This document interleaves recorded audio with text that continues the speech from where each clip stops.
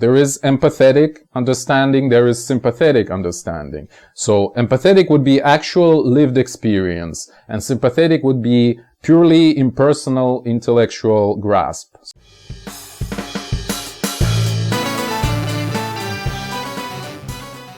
Greetings, this is Eugene the Philosopher, the greatest living philosopher after the unfortunate passing of Quentin Robert de Nameland, who has been the greatest living philosopher before me. In this video I want to talk about two types of decoding of communication, namely empathetic and sympathetic, but let's start with an example first. So it's funny, I think, how you need almost like decades of experience to appreciate some trivial phrases. For example, know thyself. You know, this noscete ipsum in Latin, or gnoti sauton. So on the surface it looks very simple, right? Okay? Expressions like these, I think, are like lyrics to a song almost. You know, this effect where like people who've heard the song can actually marvel at the lyrics because they remind them of the song itself. Like, for example, they can post the lyrics to their Facebook page or something, and they would say, wow, this is so powerful, this is so cool, this is so strong. Meanwhile, for the people who've never heard the song itself, like, it would be just some lame piece of lyrics, alright? It's just lame, perhaps even below average poetry of sorts, right? It's because they haven't heard the song itself, and the main thing about the song is music, obviously, alright?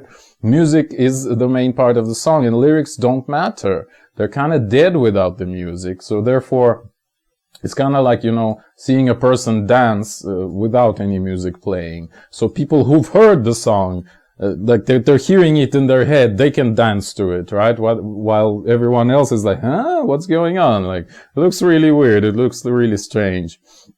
It reminds me of Gioacchino Rossini, you know, the Italian composer.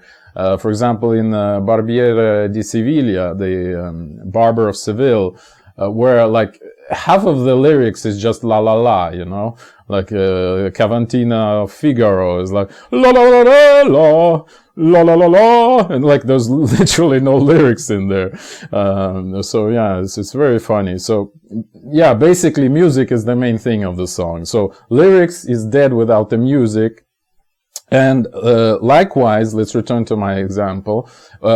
When people have had the experiences, which may lead you to coin a phrase like know thyself or something to that effect. Some very simple phrase on the surface, right? But when people have had these experiences, have heard the music, so to speak, which has led to these lyrics, so to speak, know thyself, then they can appreciate it to its full extent, alright? And that's what I would call empathetic unpackaging, or empathetic, decoding of the signal, so to speak, empathetic understanding, for lack of a better word. Whereas people who haven't had these experiences, haven't heard the music, they can only respond to the lyrics, to the end phrase, which is know thyself, which is incredibly simple and kind of almost stupid, you might say, just as the lyrics of the song people never heard are to them, right? It's kind of simple and stupid and kind of like below average, and like, what's so big about that, you know? They can have this sort of response.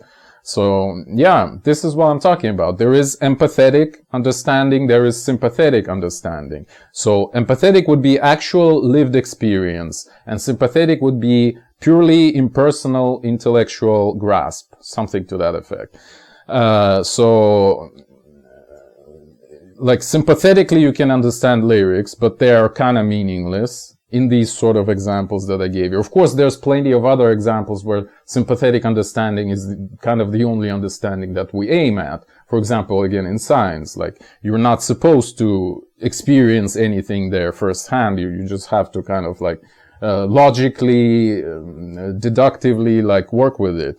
Whereas things like know thyself or anything regarding like art or religion or like personal relationships and things like that, they're all like, okay, again, not all, but a lot of this stuff is supposed to be understood empathetically, okay? Otherwise it just makes no sense, to be honest. So this is one conclusion from this example I just gave you, and Also, this is basically the main idea of this video, that there's empathetic understanding and sympathetic, right?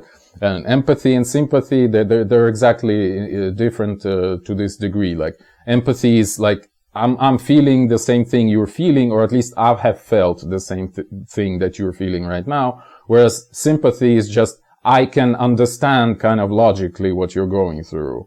And therefore I can kind of communicate with you on this level, right? However, I may have never felt what you're feeling, or I don't feel it right now at the very least, okay? That's one conclusion we can arrive at from here. And the conclusion number 2 would be that if there is no hope, or at least no guarantee, as I've elucidated in my previous videos, like there is science has a big problem, part 1 and 2, then what is physics, etc., etc. So if there is no hope that we can ever know the truth about the world of physics, as I call it, again, in my video about power, I'm going to link all of them in the description. So if we can never know the truth about the world, or maybe even no truth about the world even exists, see my video, Nature of Knowledge. So maybe then it's worth putting some effort to the other things, not to the world of physics, but to the world of meaning maybe, right?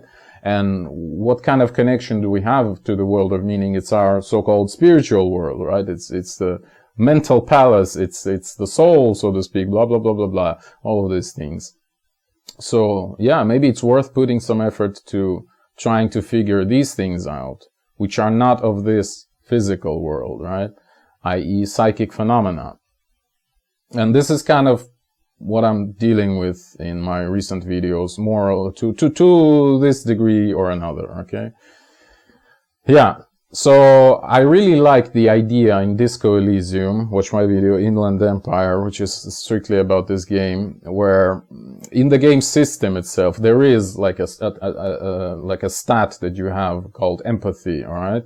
And it can, in the game, actually overwhelm you and kill you, you know? Like, if you see other person suffering and you empathize with them way too much, you also suffer way too much, and you can literally die in this game. Either literally die or, you know, suffer some mental breakdown of sorts. Whereas sympathy, for example, it cannot kill you. I mean, Disco Elysium doesn't have any sympathy, but I'm kind of backtracking to the idea of this video. Empathy can kill you if you suffer just as other people do, right? Whereas sympathy cannot. On the other hand, maybe there is a positive dimension to it as well. Like if other people feel joy and you can empathize with them, and you would also feel joy. Whereas sympathetically, again, you cannot feel anything, neither sadness nor happiness, alright? Yeah. And speaking about empathy killing you, like in Thus Spake Zarathustra, Nietzsche said that compassion or pity, depending on how you translate it, is the final sin of Zarathustra, right? It's the final sin of the superhuman. Unless superhuman gets rid of compassion and pity, they're still not superhuman, basically. That's kind of the main idea, which is, again, a big contrast, right, between Zarathustra and Christianity, where in Christianity, like, we're literally basically making the God in the image of man, and therefore we're allowing God to empathize, not just sympathize, right? So, yeah. And I definitely suffer from this last sin of pity or empathy or compassion or whatever. Like, it's literally the main emotion. Like, when I think about humanity, it's the main emotion I feel. It's pity. Like, I just can't, not in a bad sense, like, I pity you, you're so pathetic. No, it's just like in a literal empathetic sort of way. Yeah.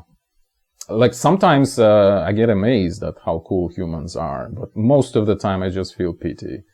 Like, it's more like amazement is just like a small wave on top of this ocean of pity. And they don't contradict each other, actually. They kind of reinforce each other, if you think about it, to any sort of time, okay?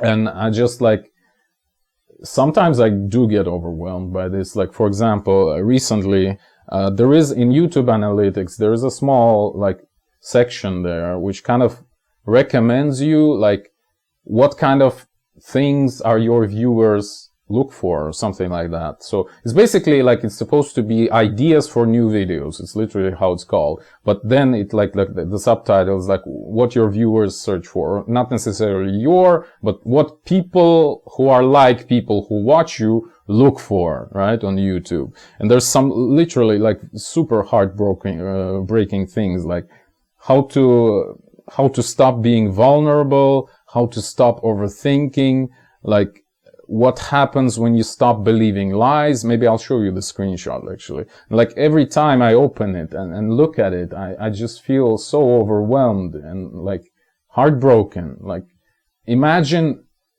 unironically like looking for stuff like this on the internet, right? On YouTube, for example. Like, you know, I guess these are young people who are looking for this, but like back in my day, as they say, right? The internet used to be the place of these, you know, jolly monsters or something. Like it used to be the place of humor and irony and like, you know, just a carnival of sorts, you know, everything is allowed and everyone's having fun. But now we have this like a whole new generation who are raised on the internet without anything else, right? So they're getting most of their experiences from here, actually, from the internet. And like, yeah, and they, apparently it's them, I assume, I can only assume, who are making search queries of this sort. And again, it just breaks my heart thinking about this. Like, these people, like, who search for this, they're so broken and hurt, and like I'm feeling some sort of like guilt and shame, you know. I feel like I could have helped them in some way, but I don't know how. But I'm pretty sure I could have. And I just don't know what to do with it. And it's just so overwhelming, right? So, yeah. Compassion, right? Empathy. Okay, but let's return to the topic somewhat, even though I was supposed to wrap this up already, but there are a couple of other things worth mentioning here. For example, memes, since we're talking about the internet culture, right? Memes are also supposed to be understood empathetically, meaning you at least should have seen the meme itself to understand it, right? You should have experienced whatever emotion it was supposed to make you experience, right? So intellectually, sympathetically, they're very simple, right? But empathetically, they're kind of deeper. They contain this emotion of yours, which you've had when you've seen them, right? This is the idea. And by the way, watch my video, Music of Memes, or Impact of the Internet on Verbal Language, I think I've called it, alright? Then we can think about other things like memories. For example, like you may have a small token, like some unimportant item, right? Which would remind you of some person or some period of your life, right? Which would have a lot of significance to you, whereas for other people, sympathetically, it would mean nothing, right? It's just like, just the item itself. Whereas for you, it's this whole experience. It's the music, right? Behind all of this. And speaking about, returning to what I've said about the world, can we understand it, blah, blah, blah. I've had another video relatively recently, like maybe half a year ago. How is it called? Give Them a False Exit, again. Where I talk about how music can actually be, the tool, right? It can be, maybe music is at the intersect of physics, and meaning. I don't know. Maybe it's our pathway to the truth. At least that's the idea I gave in this video. Okay, so think about smells as well, continuing the topic, where there's nothing intellectual or symbolic to smell, so you can only understand smell empathetically, right? Of course, if somebody tells you about the smell they're feeling, let's say, well, a friend complains to you, well, it reeks so much in my house, I can't live there, or something. You can feel sympathy to them, right? But if it's some sort of specific smell that you're feeling, which again reminds you of something. And why do smell remind you of something so easily? Well, it's because they have no other, content except like the actual experience itself, So if some smell like a perfume of your loved one kind of teleports you back, like, I don't know, 15 years, easily, right? Because again, it's this know thyself in this little note of smell that you felt, which has this insane symphony behind it, this music. Okay. So essentially, phrases like know thyself, and I think it's a really good example because it's so simple, it's literally two words, right?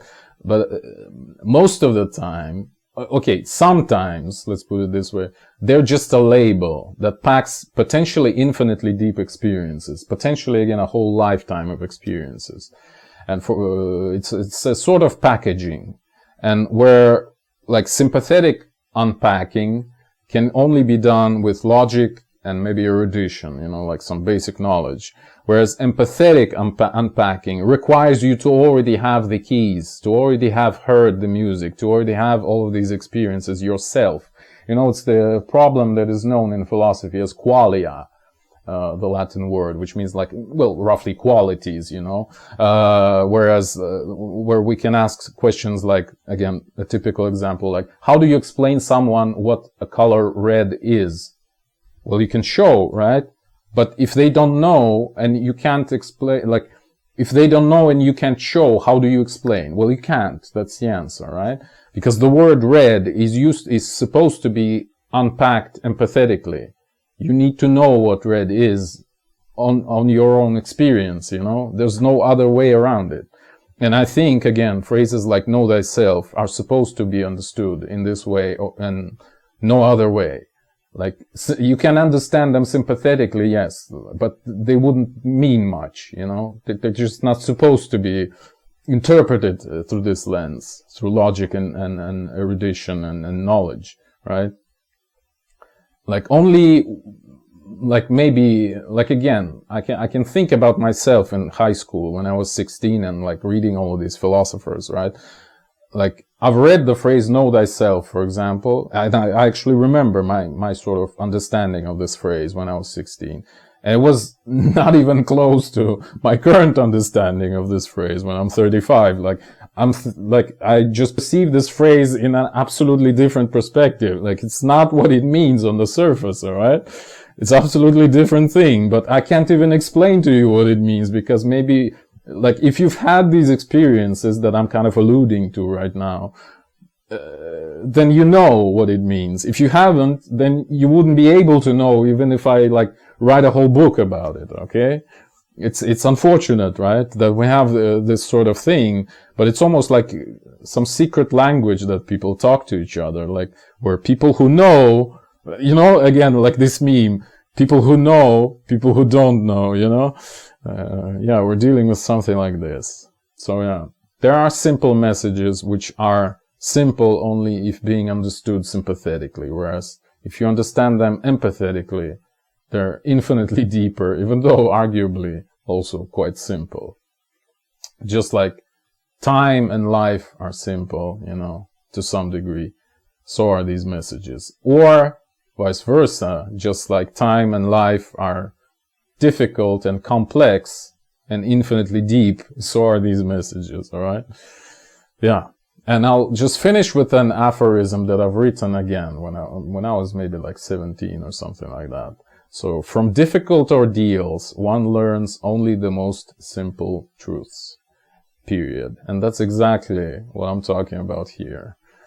Okay, so if you have been through a lot, you may coin a simple phrase which people who haven't been through a lot wouldn't even understand, because they haven't been through a lot. They haven't heard the music. They only see the lyrics, which is, again, lame and dead.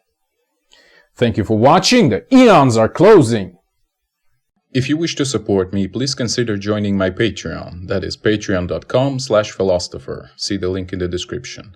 Or if you have a scientific theory of your own and you'd like my help in developing it, please join my alternative science coaching program, also available through Patreon.